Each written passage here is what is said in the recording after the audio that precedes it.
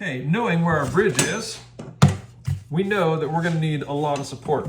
What happens if you don't brace this well, the bridge will either tear off or it will physically bend and warp the wood this way. You can put a brace here and a brace here if you want, but it's been found over years and years of experimentation that it doesn't sound the best. And so what typically happens in acoustic guitars is you end up with what's called an X brace. And so I've got two pieces of Sitka spruce here. Same material is what the soundboard is made out of. And what I'm going to do is I'm going to cut them so they fit in this kind of X pattern.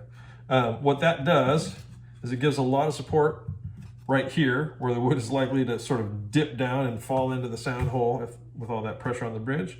And also it's going to tie in, I'm not sure if you can see it in the video, but where I've drawn my bridge, there's going to be some direct support right on the tips of that bridge. Okay. Okay, we did it.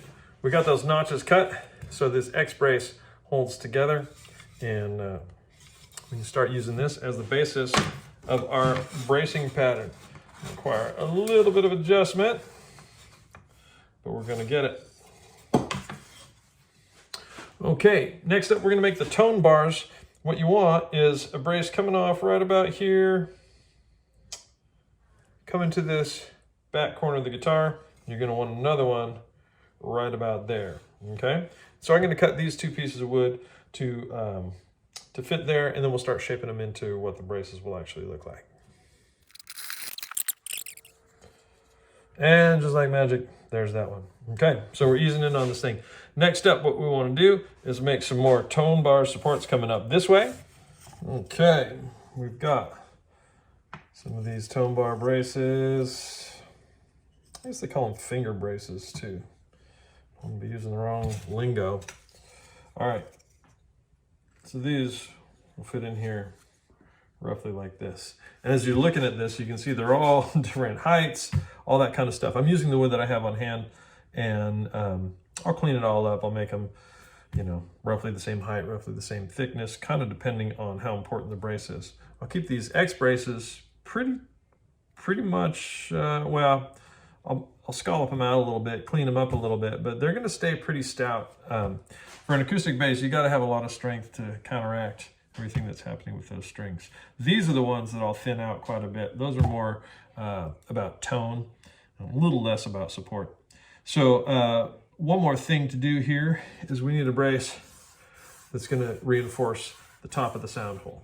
I think they call it a transverse brace. Now, this is another one that I'm going to have a pretty stout piece of wood. That's an important part of the guitar. If you think about the sound hole, it's structurally the weakest thing you possibly do is put that thing in the middle of your guitar.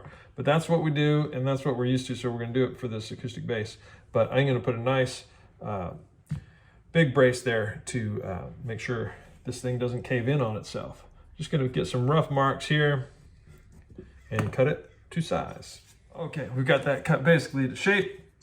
Angle's not exactly right, but there's going to be some play in all of this before it's all said and done, so I'm just going to give it a good rough cut like that. Now, the next step is I'm going to spend some quality time with my chisels and my planes, and I'm going to clean all this up and get it ready to glue on. Okay, and just like that, I've got these braces sort of thinned out, tapered down a little bit on the ends, and cut to size. The next step is to throw these in the go bar deck and get them glued down.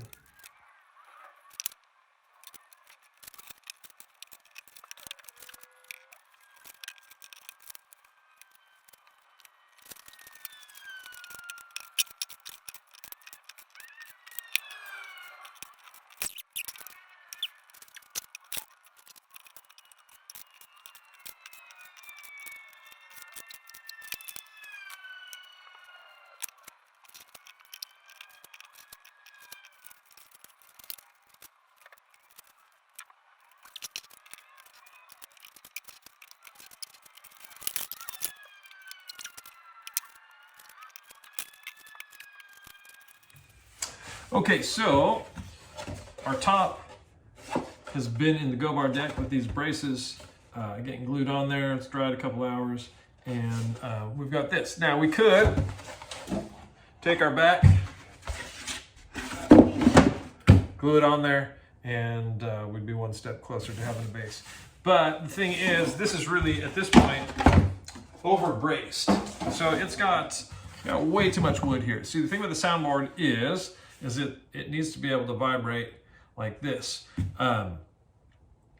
With all this bracing in here, it's not going to vibrate all that much.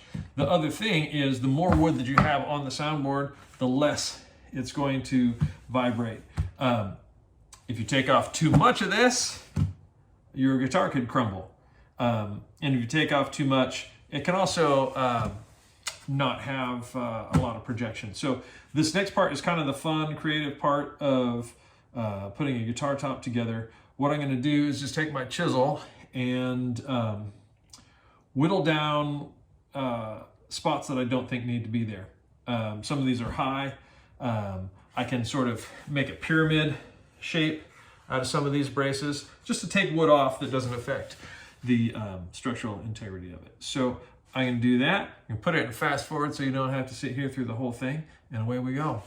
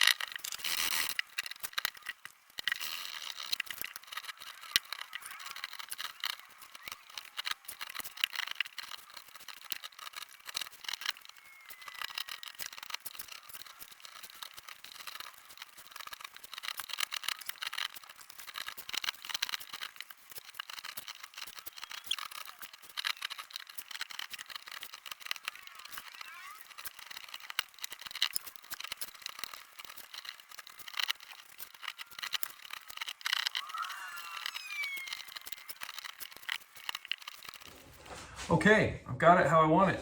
What I'm going to do is sand these down. I'm going to clean up this top. You've got a bunch of my pencil marks in there, and normally that wouldn't matter, right? It's the top of the guitar, who's going to see it? But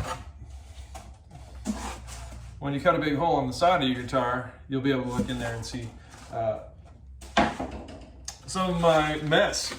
So I'm going to clean that up, and we'll add a couple little braces right here. They're just flat, thin braces that sort of protect the wood grain right there and there, little one right there. And right here, the final thing to go in there is what we call the bridge plate, and it supports the bridge.